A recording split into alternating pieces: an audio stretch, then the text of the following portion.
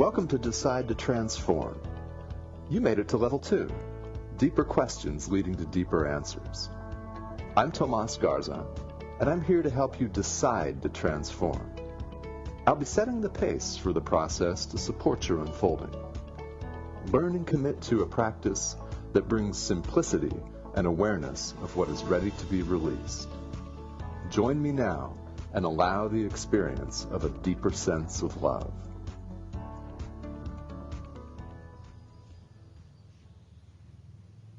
Hello, and excellent, pleasant day to you. You're listening to Decide to Transform, and I am your host, Tomas Garza. I am excited about today's program because we have today a very, very important and very fun topic, and one that a lot of people do not treat as very fun because it involves conscious effort and it involves a commitment. But what we want to do today is talk about the importance of that commitment and the importance of the subject, because it's all important, whatever walk of life you are in, whatever your profession, whatever your relationship status, wherever you live in the world, whatever it is that you do. Today's topic is critical. It's absolutely critical. And we're going to spend some time on it. And we're going to have fun, because this does need to be fun. And that topic today is self-care. The importance of your self-care and your self-care routine. This is a word that I'll say throughout the day, your self-care routine. And I've titled the show today, Selfish in a Good Way. And yes, you heard that right, selfish in a good way, the importance of self-care.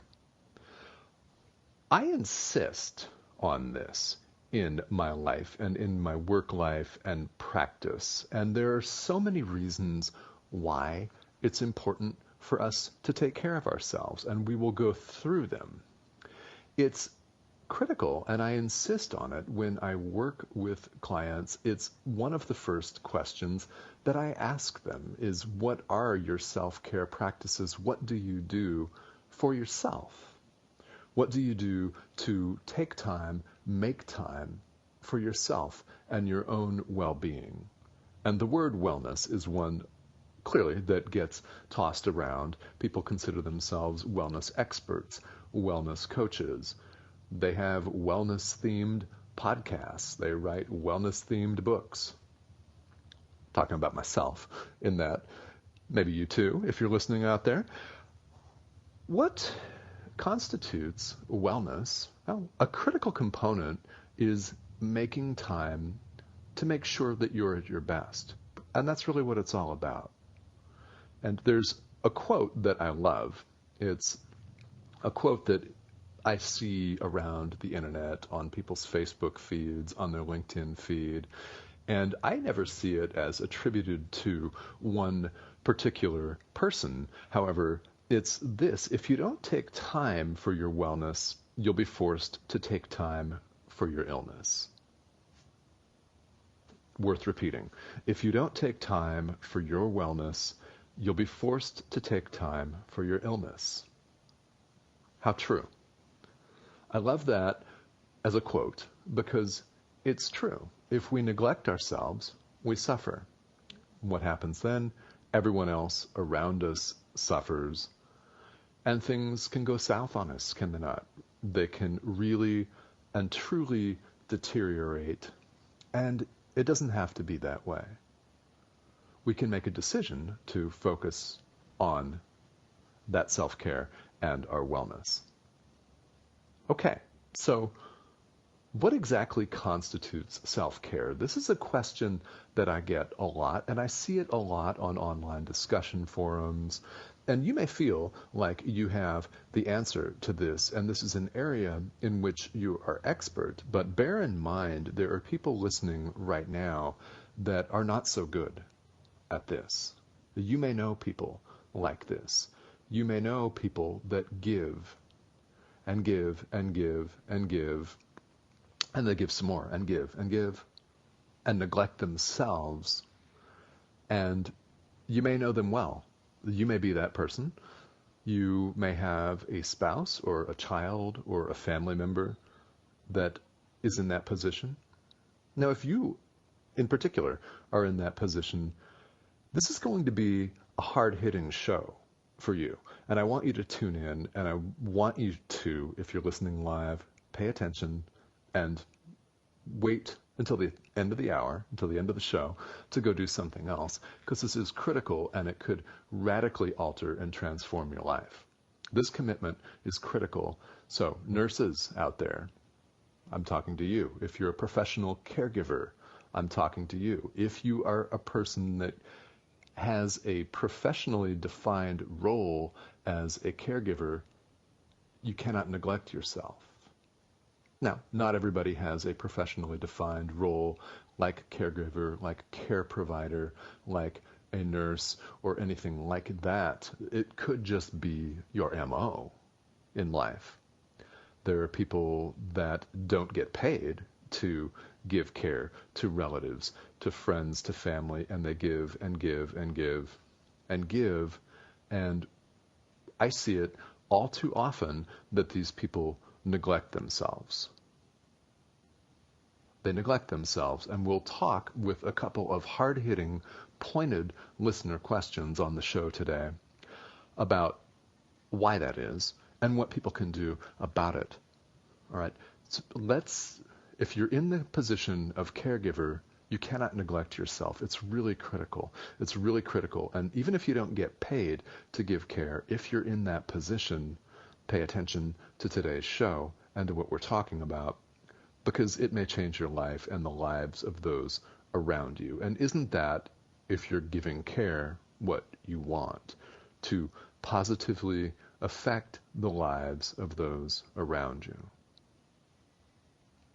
I think that we all know instinctively that you cannot pour from an empty cup. You can turn the cup upside down, but only air comes out, or maybe the last couple of drops of liquid, if you had a glass of water, maybe a couple of dribbles come down and out, and that's about it.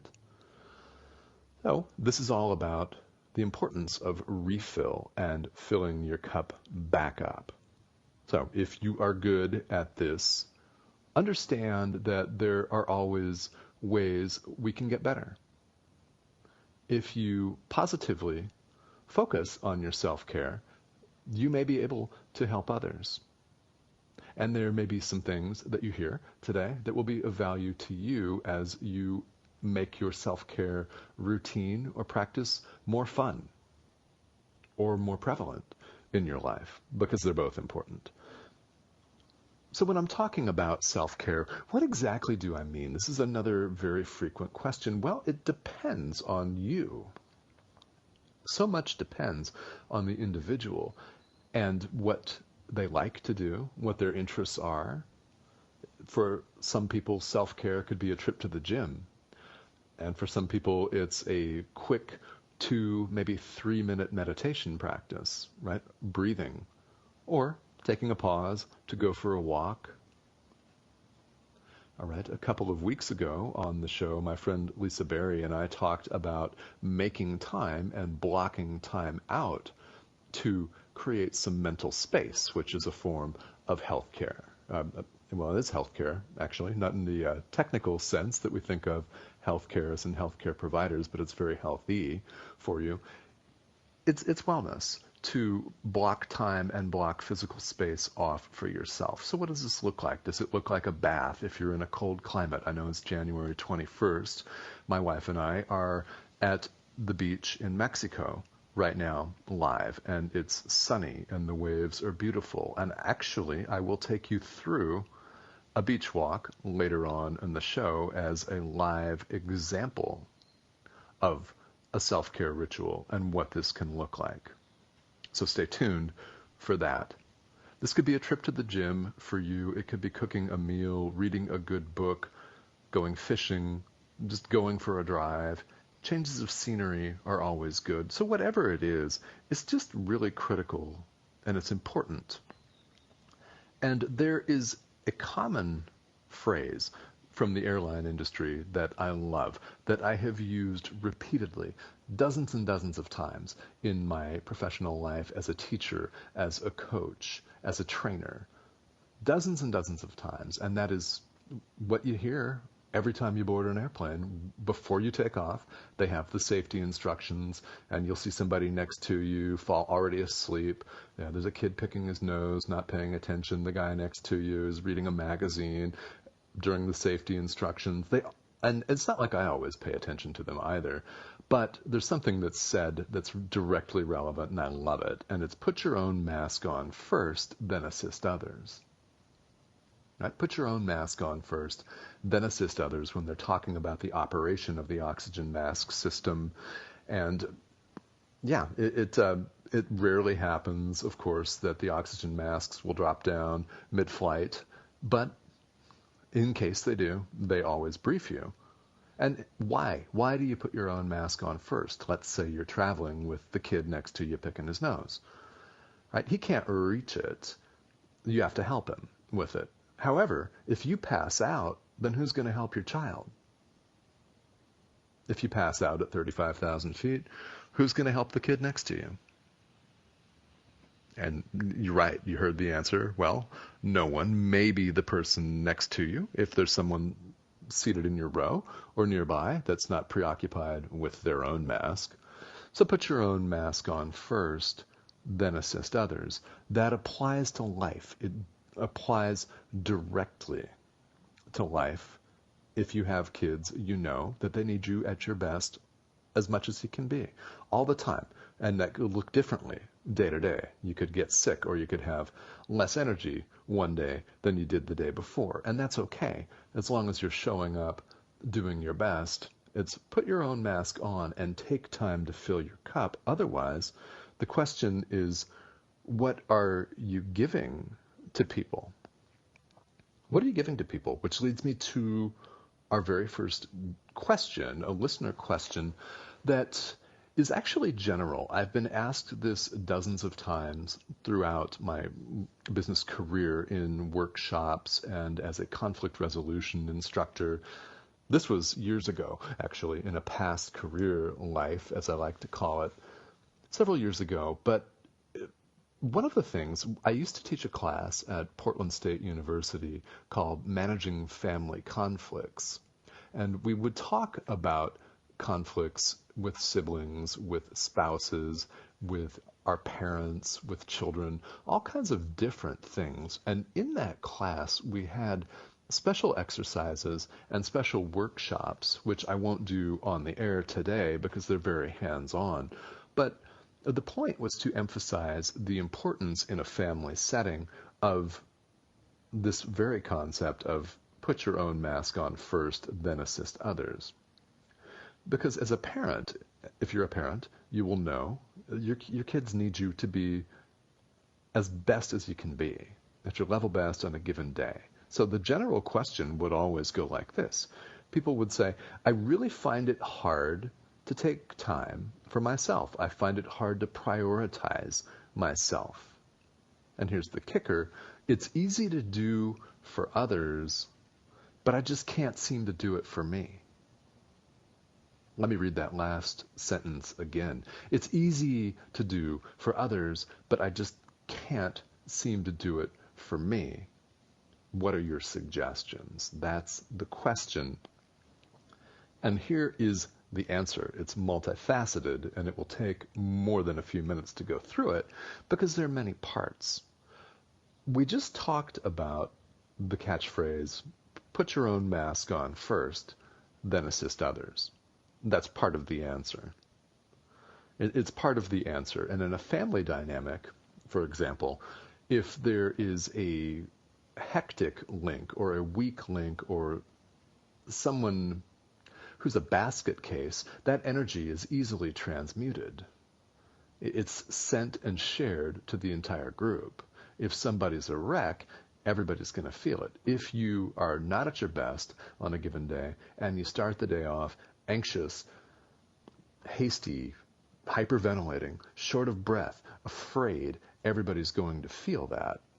Are they not? I mean, they can't help but to do that, especially in a nuclear family or especially in a scenario where you're all living together or in close contact with one another. So put your own mask on first, then assist others. But you can't really help somebody if you're a nervous wreck. You might think that you can still help somebody if you're a nervous wreck, but I disagree. And, you don't have to agree with me on that. Another thing that I want to point out here, in response to the question, this is something that's very important, is to choose and commit to a practice of self-care. Decide on what you're going to do and make a commitment to it. Stay consistent. If it's closing yourself off in your room for 5 minutes and breathing deeply, then let that be what you need to do. If it's taking a walk every day, do that. Right? Take time out of work on your break and go for a walk in the fresh air if you're working in an office scenario.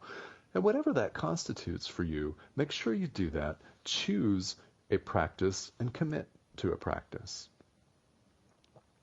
And the reality is, for each of us, our gifts are so much more powerful when they come from a place of love as opposed to a sense of obligation or duty.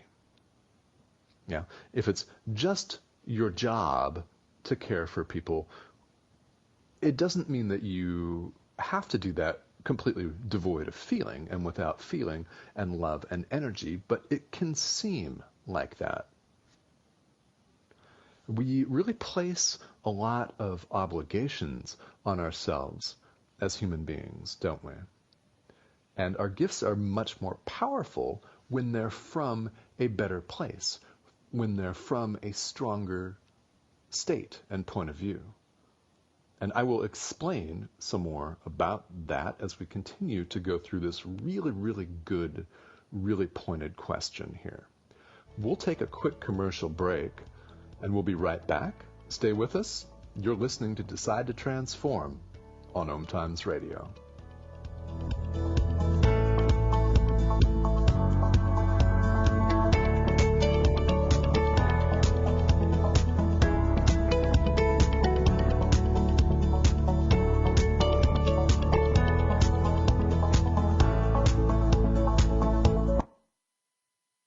Connecting you with the best of the conscious minds in the world.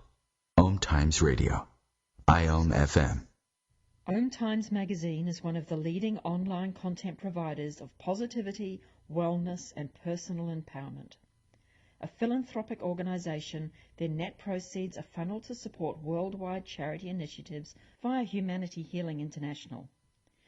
Through their commitment to creating community and providing conscious content, they aspire to uplift humanity on a global scale. Connect at omtimes.com. OMTimes, creating a more conscious lifestyle. Did you know that you have the power to change anything in your life? Did you know you can do so even with the things that you've already decided are impossible to change?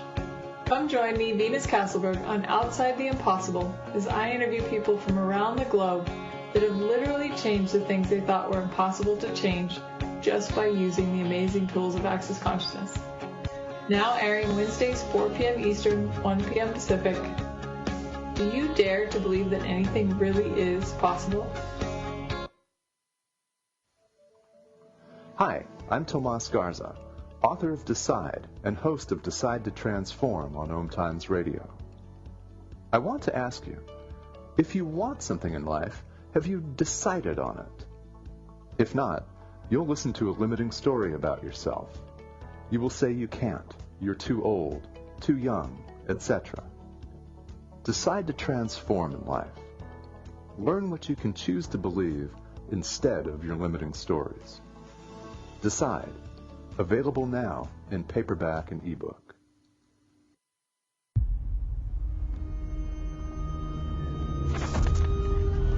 Opiates has taken everything and everyone I've ever loved away from me. Everything. I blew my ankle out and I got prescribed pain pills by my doctor. If making my detox public is going to help somebody, I'm all for it. I just wish I would have had a warning. Opioid dependence can happen after just 5 days. Know the truth, spread the truth. A message from Truth, the Ad Council, and ONDCP.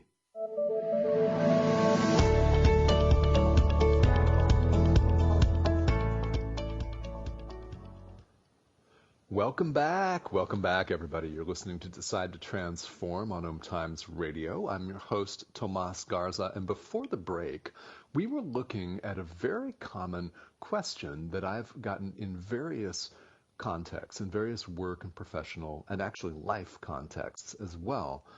And that is the situation where somebody says that they find it very, very hard to make time for themselves and to prioritize themselves. And I often hear, it's easy to do for other people, but I find it hard to do it for myself. I just can't seem to do it for me, is a phrase that I've heard so often. And if you're out there and you say that to other people about yourself, then please, please, please, it's very critically important that you pay attention.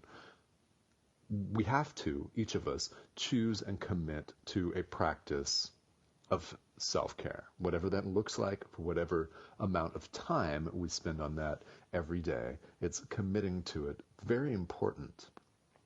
Because the gifts that we give people, so don't get me wrong, I'm not saying don't give to others. Yes, we must give to others. We're all in service to others. I'm in service to you all as listeners. I'm in service to every single one of my readers, listeners, people I come into contact with worldwide, clients, people that I train, people that I reach out to on a professional level, just people that we meet on the street that we may never see again.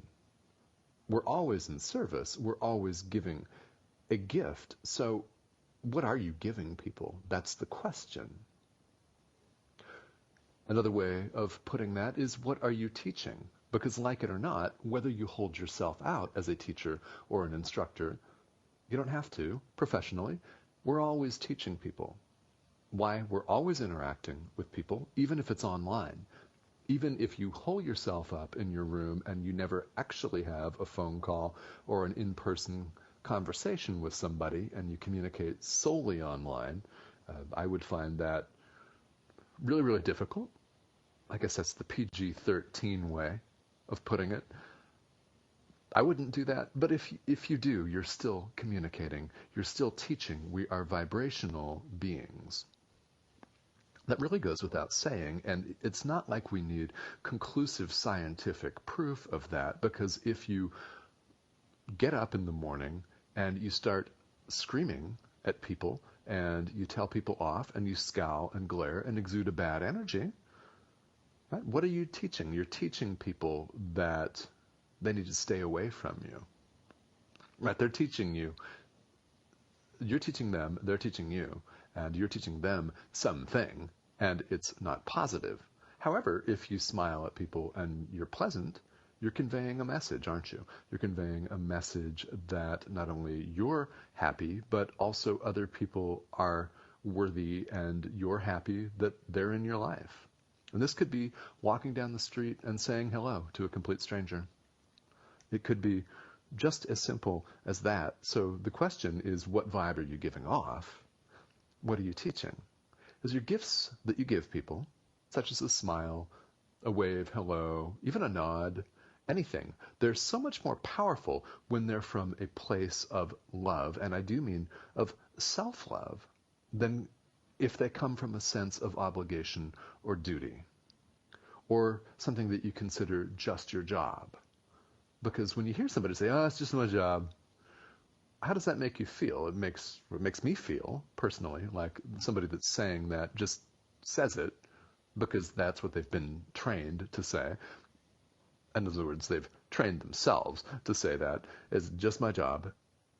To me, that conveys a sense of not being into what you're doing, right? Of not putting your heart into it, if that works for you.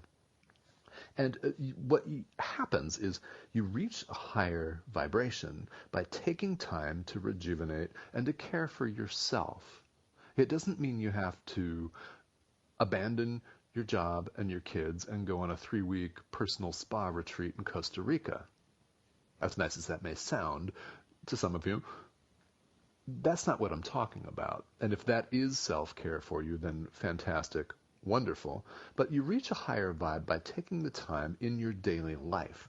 All of what I want to talk about on this show is what you can do practically in your daily life to effect a massive transformation in your life. And it's the little things that matter. It's making a decision to do it in the first place and then committing to the practice. And you commit to it by coming back to it time and time again, even when you don't feel like it, even when you're sick. Okay? If you're sick, there's no time like the present for self-care. You've got to take care of yourself. Even if that means a 4-hour nap in the middle of the day, you've got to do what's got to be done. That you have to do what you have to do on that. And you reach that higher vibration of love by continuing to go back to taking time for yourself. Several ways of making time, and if you need to schedule it, well then schedule it.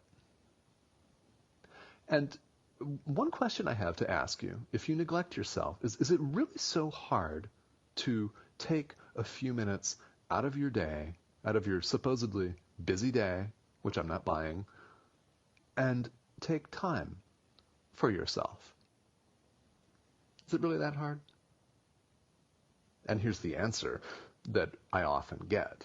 This is a listener question, very, very interesting, very, very poignant question. This is from Krista from New York. And Krista, thank you so much for submitting this question. By the way, Krista submitted this online at tomas@tomasgarza.com, my email address, which is the best way to reach me. If we're connected on Messenger, then please, by all means, on Facebook Messenger, send me a question. I love to get these listener questions on the air. So, Krista, thank you very much for your transparency on this, because this is a hard-hitting, transparent question.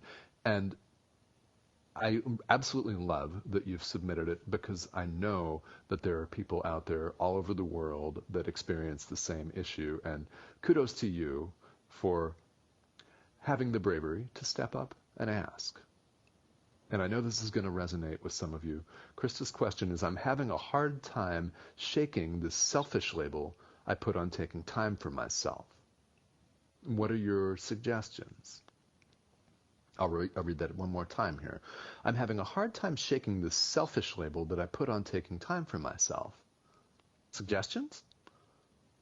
Well, yes, and thank you for the question. Again, number one is we all deserve to be at our best.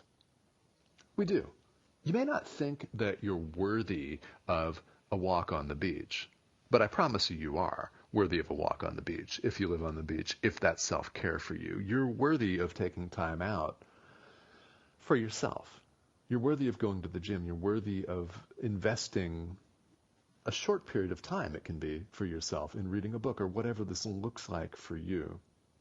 You are worthy at it, and you deserve to be at your best. And here's something: if you find yourself in a position where you give and give and give, other people deserve to have you at your best too. If you are depleted, then again, we just talked about this. What are you teaching? What are you demonstrating? What are you showing to other people?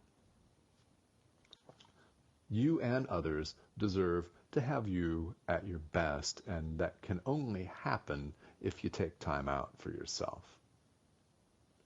And you can consider this. I invite anyone to consider phrasing it differently if you want. You know, if it's me time or rejuvenation, chill time, a break, whatever term you use, it's not selfish.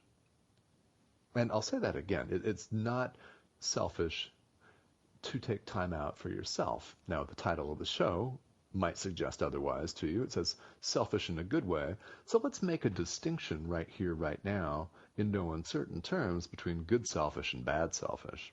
Right? Because bad selfish we think of an ego trip, egotistical, someone taking and taking and taking, and a leech or a vampire or an energy vampire, or somebody that sucks the life force from other living beings.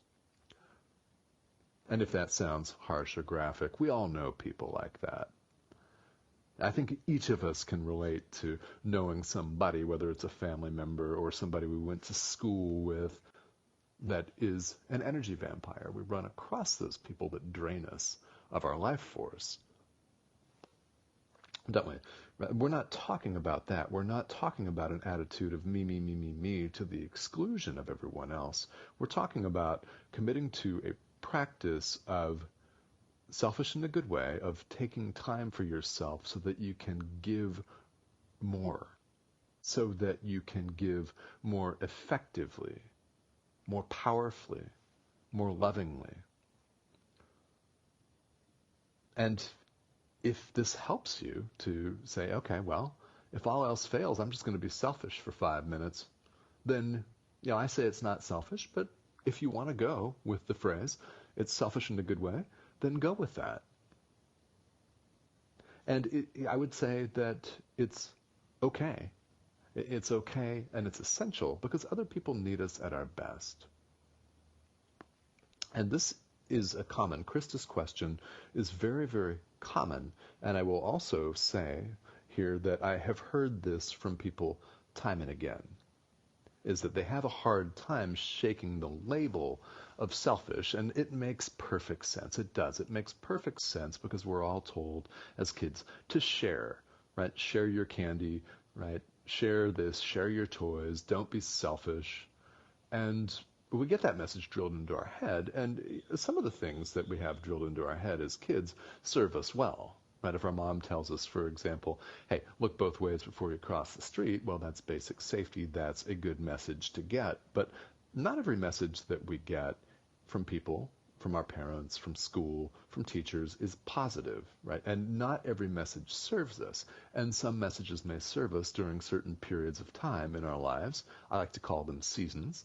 And some messages become stale and no longer serve us. And it's up to us as discerning adults to decide to let those go, to release them.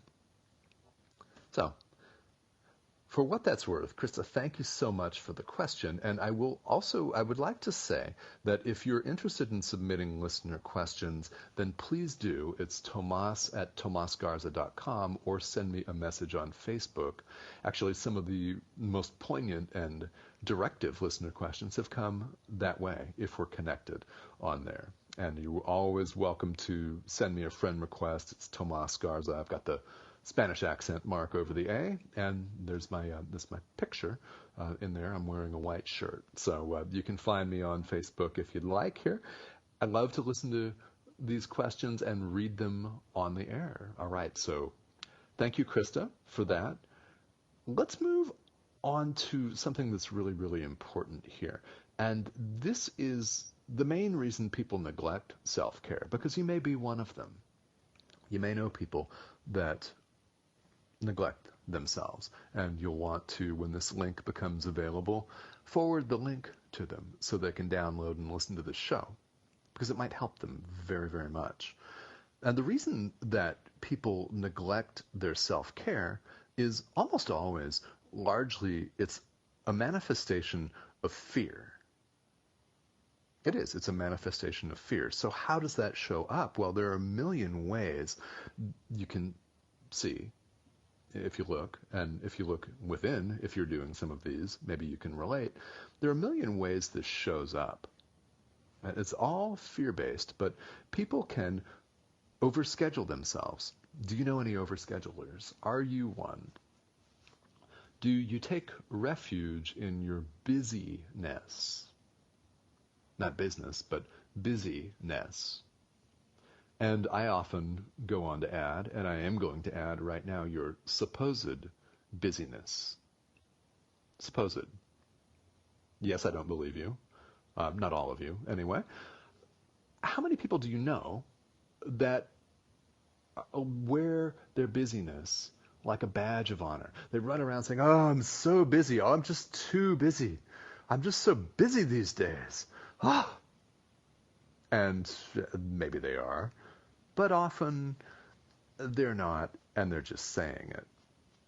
So if you are too busy for your self-care, then clearly, if that's in fact the case, you've got to drop some of the busyness. That's one way that people avoid it. And people delay things. This is well, I'll do it when I've got myself organized. Okay, well, I'll start this wellness regimen. I'll go to the gym when I've got myself organized, or, we'll wait until next week or next month or next year. I'm just kind of getting organized. It's a delay. A delay tactic is fear of jumping in. Call it like I see it, right? Because you should do the same. This is just the way it is with some people, and you may know people like this. They delay and they delay and they delay, and they constantly find something else to do, some other reason to put off or avoid something that they know is going to be really good for them. Have you made a New Year's resolution to get fit and healthy? It's January. If you did, it's the 21st of January. Have you kept it? Have you even started? Only you would know. Those are questions. So people can be overly busy. They can overschedule themselves. They can delay. And another thing that we commonly see are people putting down self-care. I am a meditation instructor, and I have had people make all kinds of excuses and tell me all sorts of things to my face, even why this is stupid. I have to laugh because I know that it's not. And you may know that your own self-care regimen is highly beneficial for you, and if others were to incorporate it into their lives, they might also reap the benefits. Knowing that, of course, is one thing, and having somebody else figure that out for themselves is quite another. Notice I didn't say try to convince them. Forget that. That's preposterous, right? And it's just a waste of energy and effort. People have to figure this out for themselves, but you do see people belittling self-care, poo-pooing it, all kinds of different avoidance tactics that are all fear. So, how do you overcome this fear? Let's talk about that on the other side of the commercial here. You're listening.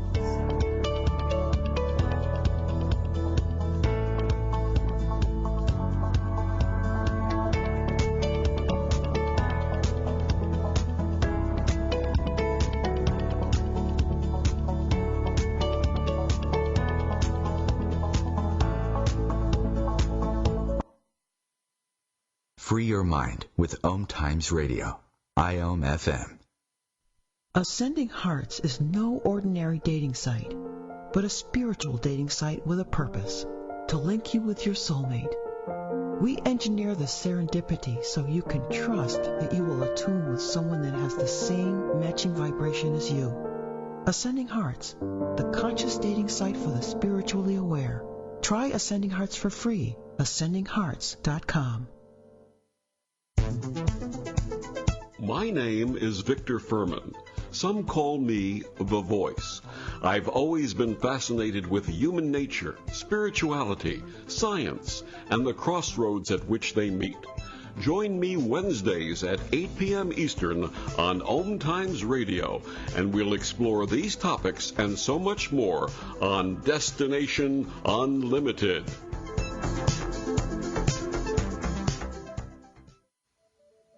Hi, I'm Tomas Garza, host of Decide to Transform on OMTimes Radio. Thank you for listening. You know, there's only so much we can cover on a 1-hour show.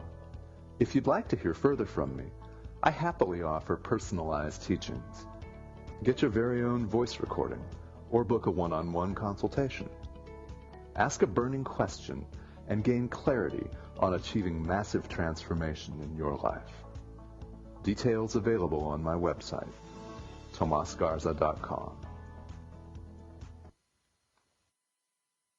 I'm Fidel Nshambo. I was born in a city called Bukavu in the Congo. We were a loving family, and then, boom, everything that I had disappeared in a single day. People think that when you are a refugee and they resettle you to America and all your problems are done. They don't understand that that's the beginning of everything. I was not born a refugee. I was made one. It's time we welcome refugee families with open arms. Learn more at embracerefugees.org, brought to you by the Ad Council.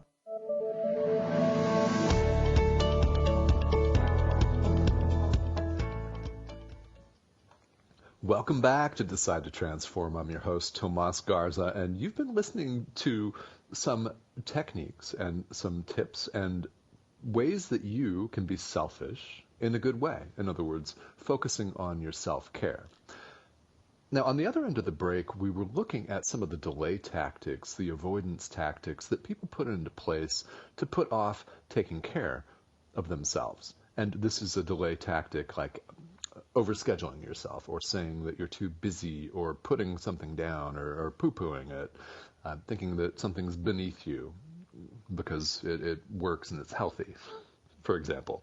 Right, all kinds of things, delays, all of them fear-based, and these are things that we as human beings do in every aspect of our lives. It doesn't have to be self-care that we're talking about. That just happens to be the subject of today's show. So how do you overcome this fear? Well, it's okay to feel it. This is something that I always say, and I always will say this because it's normal and okay. If you're afraid, that's okay. It's okay to be afraid. It's natural. Change can be scary.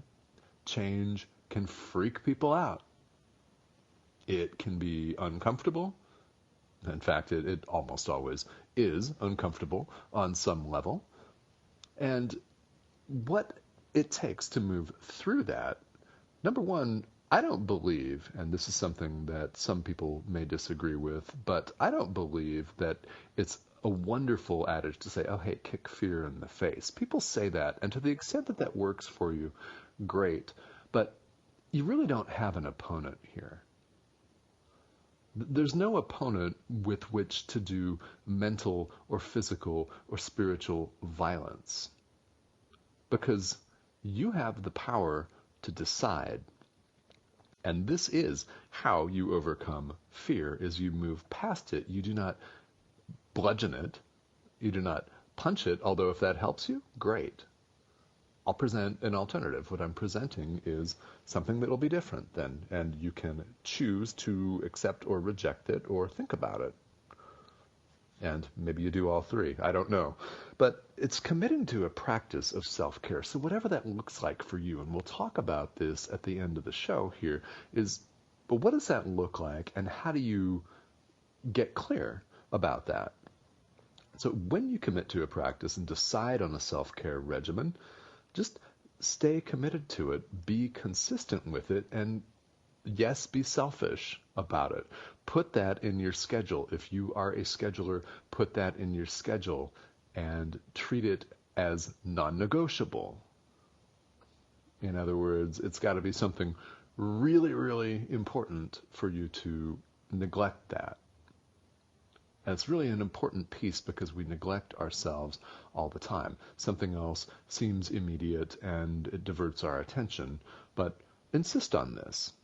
And yes, be selfish, and as the title of the show today suggests, selfish in a good way. That's how you move past the sense of fear and then acknowledge that it exists, yes, and you can move through it and move past it without bludgeoning it. If you bludgeon it and kick it and beat it in the face, fantastic. That's absolutely fine, right? If that works for you, but you don't have to. You can decide on something that's positive for you, self-care, and go with it and be consistent with it. So what are some examples of this? You may know, and if you're listening and you have these regimens and these schedules, these routines put in place in your life, that is fantastic. Please continue to do so. Now, if you do not, then this is really important because people often say, well, I don't know what to do. What do I do? Well, what do you enjoy doing? Are you a reader? Do you like physical activity? Do you like to cook? Do you like naps? I mean, a nap can be self-care, most definitely. Do you like to be alone? Okay, find a way to create that space for yourself. And one of the things that I always recommend, and I recommend that you do this if you're struggling to put together a self-care routine or a regimen or practice, whatever word you want to use in there, if this is something that you're not sure about, look at others' practices and I would say get creative. Just look at what other people are doing and get creative. Does it apply to you? Okay, well, if going to the gym for 4 hours a day doesn't apply to you, fantastic, you don't have to do that. Just do something else. So you can look around and see what people are doing. All right, and if you want a visual, a more sensory example, then let's go through one right now. As I said earlier in the broadcast, my wife Cindy and I are at the beach in Mexico. We have a beach house. We've been here for several months in the Mexican state of Yucatan, and we'll continue to be here for a few more weeks. Literally, guys, the beach is right out our back door. So what I'm going to do is I'm going to take you for a virtual, detailed walk on the beach for a few minutes so you can see what somebody's self-care ritual looks like. Now, while I could just do this, I'm not going to do it right now because I'll lose the Wi-Fi connection and the broadcast will be interrupted. So what I'm going to do is I'm going to virtually, of course, take you through this. And I'm going to stand up and walk out the back door. And now I'm standing on a big back patio, and it's covered with dirt right now. I've picked up all the trash that blew in from the beach this morning. Not so pleasant visual, but hey, it happens. We've had a windstorm here for the past day and a half, and the wind has finally died down. When that happens, it always leaves some residue. So I've picked the trash up off the back porch, and there's a sand pathway that winds its way between some shrubs and out to the beach. And here I am looking at the wind and the waves. And the wind on the waves, I can hear the wind because it's still blowing. And there are more waves today than usual, so you can hear the sound of them crashing. And picture that in your mind. Let this be a waking, conscious meditation, if you prefer. We all remember times where we were on the beach, even if it was very infrequent for you, even if this is something you have not done in years. It could be that some of you have never been to the beach before. I don't know. If that is the case, you can certainly imagine, you can feel the wind, smell the salt air, and hear and see the waves as they lap up on the shore. And here, in our backyard, there are seashells that wash up. A surprising number of seashells. Sometimes hundreds of them wash up on a stretch of beach, and it covers the sand. They're all bleached white, but some of them are very large and pink and purple. There are spiral-shaped shells. There are pieces of coral that wash up, conch shells, and you can literally walk for many, many meters at a time on top of seashells here. And this is the coast of the Mexican state of Yucatan on the Gulf of Mexico. There are dead horseshoe crabs on the beach. If you've ever seen a horseshoe crab, they're very ancient animals, and there are several that have washed up. You can see their skeletons on the beach, which are really interesting, armored-looking creatures. And if you want to, and I often do, just wade right out into the surf. The water's nice and cool. You can swim in the Gulf of Mexico year-round. It's hotter, I'll tell you, right in April and May and the summertime. the summertime. If you're listening in Australia, it would be winter for you. But summertime here in North America, the water is, of course, a little warmer, but you can still swim in it. I swam in there a couple of weeks ago. That's a piece of self-care. Swim in the ocean. And today, the waves are a little higher than usual. This is often a very, very calm body of water. Sometimes in the morning and even sometimes in the afternoon and evening, the water is very still and there are virtually no waves. And it looks like glass. So try to imagine that, if you can, as a self-care ritual. Now you may be saying, well, I don't live on the beach and I don't have that kind of leisure to be able to do that. And that's all right. What can you do right now, today? Can you picture yourself getting up from your desk and stretching, taking a 5 to 10 minute stretch break and going for a walk and committing to do that several times a day to make yourself feel better? Because really this is about what you can do to make yourself feel better. So I hope you enjoyed our virtual walk on the beach. This is one of my self-care rituals and one that I always try to do. In fact, I've done a really nice long beach walk this morning. And if you live on the beach, you can do the same. If you prefer to live in the mountains and go for a walk in the snow or the forest, then absolutely, it's beautiful. Do what is available to you. And as I always say, just take what applies to you, but make sure, please, that whatever line of work that you're in, whatever your daily calendar looks like, really whatever schedule it is or how busy you may seem, please take time out for yourself and commit to a practice of self-care, because not only do you need it, we all need it, because we're all vibrational. What are you putting out there? That's my question. What are you putting out there? Make sure that it's love. Make sure it's peace. And commit to a practice of self-care. So, we have a few minutes left, and I hope that you've gotten some good tips and some inspiration. And if you are in a helping profession, or you're not in a helping profession, but you're engaged in giving constant care to others, please know how critical it is to them as well as to yourself that you take time for yourself. So we're talking forms of personal transformation here, and I'm very happy to announce, some of you may know this already, if you have just tuned in, we have a very special guest teacher next week. It's my good friend Lisa Berry, who's the host of Light on Living here on OMTimes Radio. Lisa was with us on the show 2 weeks ago on January 7th, and you'll want to listen to that show archived wherever you listen to podcasts. It's called Self-Talk Transformation. And we're going to continue the Self-Talk Transformations theme next week right here live on the show on Decide to Transform. The date is the 28th of January.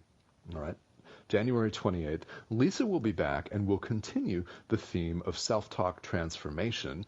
We'll be talking about unconscious success. In other words, we'll be going through some self-care tips and practices to help you get down into your subconscious with your self-talk. What do you tell yourself? We talked a couple weeks ago about different forms of mind chatter, and Lisa gave some suggestions for what she does to help declutter her mind, so to speak, to help move her mind chatter from a place of distraction and not serving to a place of serving a greater purpose. You do this enough, you begin to affect your subconscious mind, and we will show you some successful situations. Now, what I invite you to do is, last time Lisa was on the show, we had a couple of really good questions from listeners, and we did have time to answer one on the broadcast. So She loves to be put on the spot by really pointed listener questions. So I invite you to put Lisa on the spot next week as she joins me on the show. And this is all in a good way. She knows I'm going to tell her this, actually, that I've invited people to put her on the spot. She likes it. So don't worry about that. But please let me know that that you have a question about self-talk.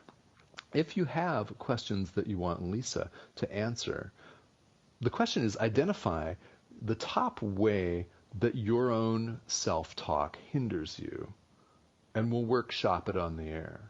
Okay, I invite you to do that. Send me an email, tomas@tomasgarza.com, or send me a message on Facebook. Again, the question that we want to ask Lisa next week is, what is the top way that your self-talk hinders you?